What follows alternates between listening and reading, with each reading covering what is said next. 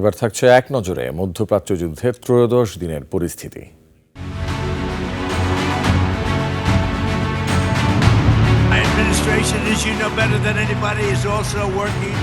ইরানের বিরুদ্ধে হামলায় নিজেদের ভূখণ্ডে থাকা যৌথ সামরিক ঘাঁটি ব্যবহারে যুক্তরাষ্ট্রকে বাধা দেওয়ার জেরে স্পেনের সঙ্গে সব ধরনের বাণিজ্য বন্ধের হুমকি দিয়েছেন ডোনাল্ড ট্রাম্প।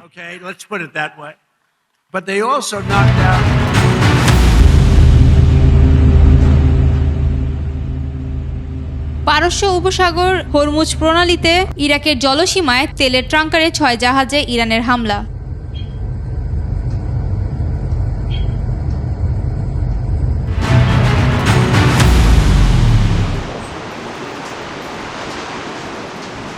ইরানের নতুন দফা হামলায় আন্তর্জাতিক বাজারে জ্বালানি তেলের দাম আবারও ব্যারেল প্রতি $100 ছাড়িয়েছে।